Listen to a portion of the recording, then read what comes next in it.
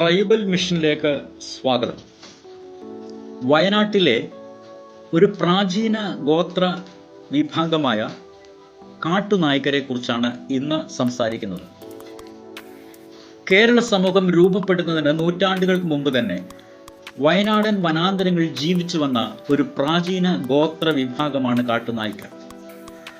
കാടിന്റെ നായകർ എന്ന അർത്ഥത്തിലാവാം കാട്ടുനായ്ക്കർ എന്ന പദം രൂപപ്പെട്ടതെന്ന് കരുതുന്നതിൽ തെറ്റില്ല. തേൻ ശേഖരിക്കുന്നവർ എന്ന അർത്ഥത്തിൽ ജേനുകുറുമർ എന്നും ഇവർ അറിയപ്പെടാറുണ്ട്. വടക്കൻ വയനാട്ടിൽ തേൻ കുറുമർ എന്നാണ് ഇവരെ വിളിക്കുന്നത്. കർണാടക തമിഴ്നാട് അതിർത്തി വനമേഖലയിലാണ് ഇവർ ഇന്നും അധിവസിക്കുന്നത്. വനത്തിന്റെ പരിസ്ഥിതിയെ സംരക്ഷിച്ചുകൊണ്ടും വനവിഭവങ്ങളെ ആശ്രയിച്ചുമാണ് അവർ ജീവിച്ചു വരുന്നത്. ഒരിടത്തും സ്ഥിരമായി താമസിക്കാത്ത ഇവർ 1-2 മാസം കൂട്ടമായി ഒരു പ്രദേശത്ത് താമസിക്കും. ആ പ്രദേശത്തെ ഭക്ഷ്യലഭ്യത കുറഞ്ഞാൽ അവിടം വിട്ട് മറ്റൊരു സ്ഥലത്തേക്ക് മാറും. അവിടം വിട്ടുപോകുമ്പോൾ അതുവരെ ഉപയോഗിച്ച ചട്ടി, കലം, കത്തി എന്നിവ അവിടെ ഉപേക്ഷിക്കുകയോ മരപ്പൊത്തിലോ ഗുഹകളിലോ സൂക്ഷിക്കുകയോ ചെയ്യാറാണ് പതിവ്. പുതിയ സ്ഥലത്തെത്തിയാൽ പുതിയ വീട്ടുപകരണങ്ങൾ വാങ്ങാൻ നാട്ടിലിറങ്ങും. പണത്തിനായി ആനയെ കെട്ടാൻ വക്കക്കയറുണ്ടാക്കുന്ന ഒരുതരം കരിനാര് ശേഖരിച്ചു വിൽക്കും.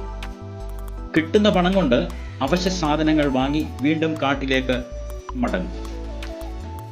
കാട്ടുകിഴങ്ങുകൾ, കായ്കനികൾ, മുളയരി, തേൻ, കാട്ടുപക്ഷികളുടെയോ കാട്ടെലിയുടെയോ മാംസം എന്നിവയായിരുന്നു മുൻകാലങ്ങളിൽ ഇവരുടെ ഭക്ഷണം.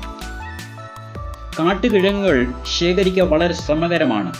കഴുത്തോളമോ അതിൽ കൂടുതലോ കുഴിച്ചെങ്കിൽ മാത്രമേ അത് ലഭിക്കുകയുള്ളൂ. അതുപോലെ തന്നെ തേൻ ശേഖരിക്കൽ ഇവർക്ക് ഒരു ഹരമാണ്. തേൻ കൂടുകൾ എത്ര ഉയരമുള്ള മരത്തിന്റെ കൊമ്പുകളിൽ ആണെങ്കിലും ജീവൻ പണയം വെച്ചും കാട്ടുനായ്ക്കർ ചൂട്ടുകറ്റയുമായി ആ മരങ്ങളുടെ മുകളിലെത്തി തേൻ ശേഖരിക്കും.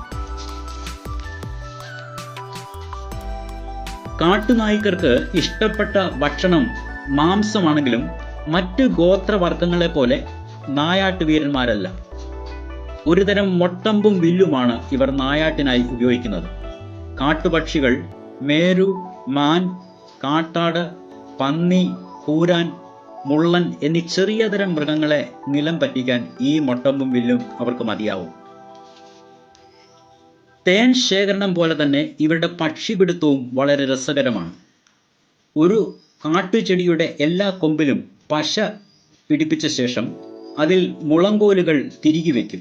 പിന്നീട് ആകാശം കാണാൻ കണ്ണൊഴികെ ബാക്കി ശരീരഭാഗങ്ങൾ അവർ ഇല കൊണ്ട് മൂടി വയ്ക്കും. എന്നിട്ട് ആ ചെടിയുടെ കീഴിൽ പതുങ്ങിക്കിടക്കും. തുടർന്ന് പക്ഷികൾ പാടുന്ന പോലെ ശബ്ദമുണ്ടാക്കും. ഇണപക്ഷിയുടെ ശബ്ദമാണെന്ന് കരുതി പക്ഷികൾ ആ ചെടിയിൽ വന്നിരിക്കും. ഇതോടെ പശ കാലിലും ചിറകിലും പുരണ്ട് പറക്കാൻ കഴിയാതെ പക്ഷികൾ നിലം പതിക്കും.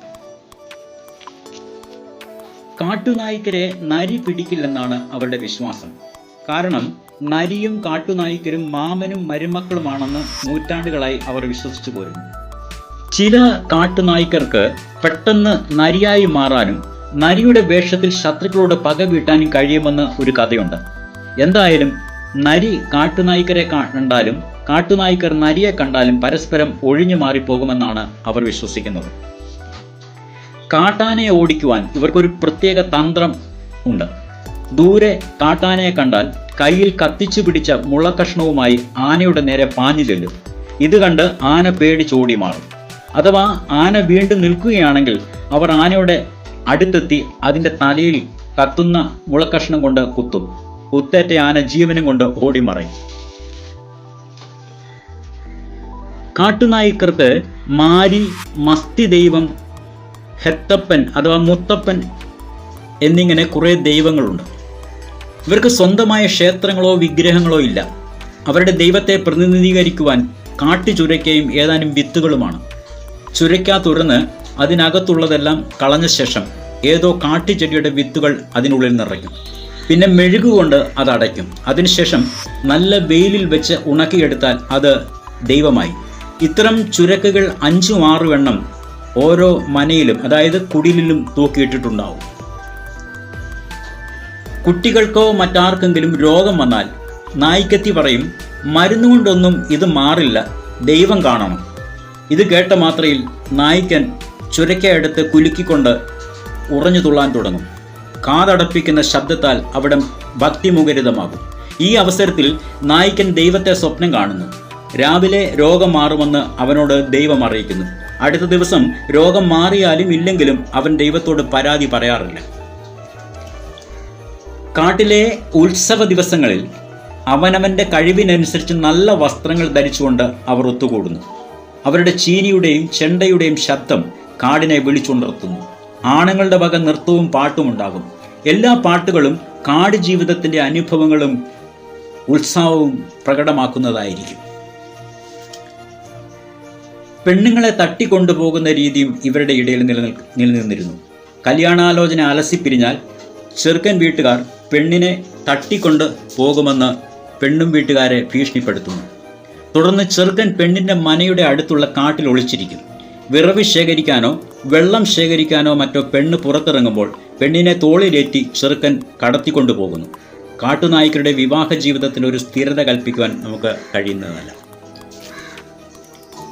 പ്രിയപ്പെട്ട ഒരാൾ മരിച്ചാൽ മരിച്ചയാൾ തന്നെ തങ്ങളുടെ ശവക്കുഴി എടുക്കണമെന്ന് അവർ പറയുമെങ്കിലും അവരുടെ ശവസംസ്കാരത്തിന് ഒരു പ്രത്യേക രീതിയുണ്ട്.